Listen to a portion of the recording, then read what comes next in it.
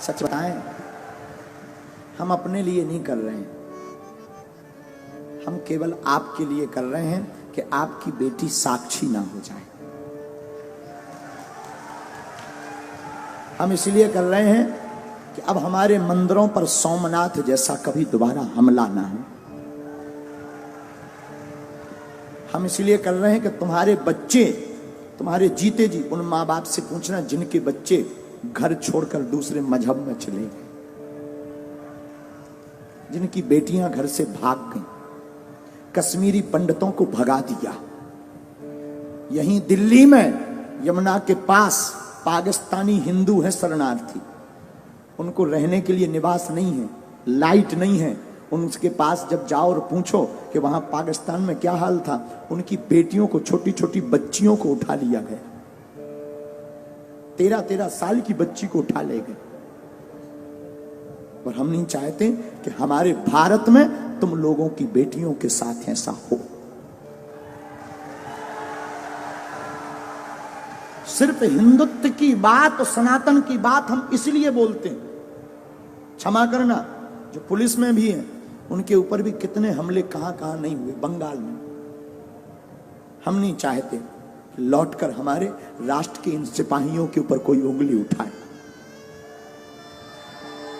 इसीलिए हम हिंदुत्व की बात करते हैं, इसीलिए हम सनातन की बात। हमें कोई शौक नहीं चढ़ा है, ना हमें यश पाना है, ना हमें सम्मान, ना हमारी कोई पार्टी है कि हमें राजनीति करनी। हमें कौन सी राजनीति करनी? हम तो तुम्हारे लिए बोल रहे, तुम्हारी आने वाली पीढ़ी के लिए बोल रहे, तुम्हारे लिए जी रहे। वरना हमारा दरबार अच्छा खासा चल रहा है, दरबार में कोई कमी नहीं। हम तो प्रोफेशनली लाइफ जी लेंगे, ज्यादा परेशान होंगे, प्रोफेशनली लाइफ जी लेंगे, अपना दरबार लगाएंगे, बस अपने आराम से रहेंगे, न लेने माधव का न देना माधव का। लेकिन क्या इससे राष्ट्र का भला होगा? नहीं होगा। हम तुम्हारे लिए जी रहे हैं। इस वीडियो को जरूर तुमसे प्रार्थना है कि तुम्हारे अंदर अगर जमीर है, जागो। हम ये नहीं कहते तुम सपोर्ट करो हमारा, तुम्हें जहां जो करना वो करो, लेकिन हां, बात जब सनातन की आ जाए तो प्लीज चुप मत बैठना।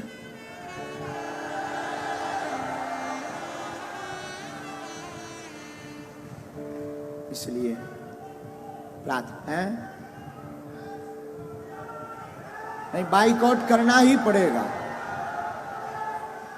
बिना उसके काम भी नहीं चलेगा। जो ऐसा चलाए और जो ऐसा करे उसको देखना, उसके पंडालों में जाना बंद कर दिया जाए। अब बाबर का देश नहीं, रघुवर का देश है यार, बेफिजूली। हमने राम के लिए इतने साल कोर्ट में माथा पच्ची की, भगवान कृष्ण की पूजा नहीं खुलकर कर पा रहे, राम की यात्राओं में पत्थर लग रहे, पाल घर में संतों को पत्थरों से पीट पीट कर बर्बरता निर्दयता से मार दिया जाता, और लोग कहते तुम चुप बैठो। और हां, हमारे बोलने से और तुम्हारे जय श्री राम केवल मोबाइल चलाने से भारत हिंदू राष्ट्र नहीं बनना है। तुम्हें आवाज उठानी पड़ेगी और जैसे को तैसा जवाब देना पड़ेगा, तुम्हें घर से बाहर निकलना पड़ेगा। क्योंकि हम कोई राजनेता नहीं है कि तुमने ताली पीटी और वोट दिया हम चले गए। हम सनातन के सिपाही हैं। जब तक तुम्हारे अंदर जुनून और जोश नहीं भर देंगे, जब तक तुम्हें सड़कों पर तूफान, मंदिरों में भीड़, सड़कों पर तूफान चाहिए, हमें राम राज्य से भरा हिंदुस्तान चाहिए। और आज तुम जवाब नहीं दोगे, कल तुम्हारी कोई नहीं सुनेगा। 5-6 प्रदेश में हिंदू अल्पसंख्यक हो गए, यूपी में भी हो जाओ, भारत में भी हो जाओ। तो अगर नहीं ऐसा चाहते हो तो आओ, चाहते हो तो ठीक है, तुम्हारी इच्छा, हम तो बोल सकते हैं। नहीं चाहते हो, तुम्हारे अंदर जमीर है। हमारे पूर्वजों ने राम के लिए अपने प्राण त्यागे हैं।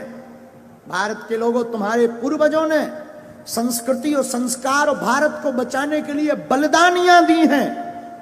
और तुम इसको थोथा बनाकर गुलाम मत बनवा देना।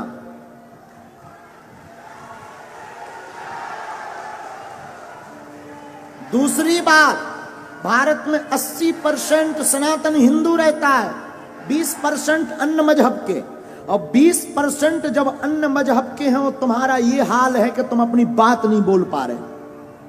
जिस दिन तुम 50% से नीचे आ जाओगे, घरों में नहीं रह पाओगे।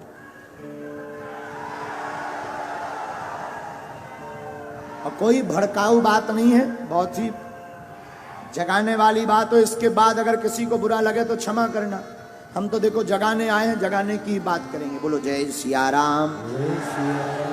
तो कौन कौन तैयार है ऐसे लोगों को जवाब देने के लिए? ऐसी खबर जो भी चला रहा है, कौन कौन जवाब देगा आज ही? पक्का? पक्का? चलो देखते हैं।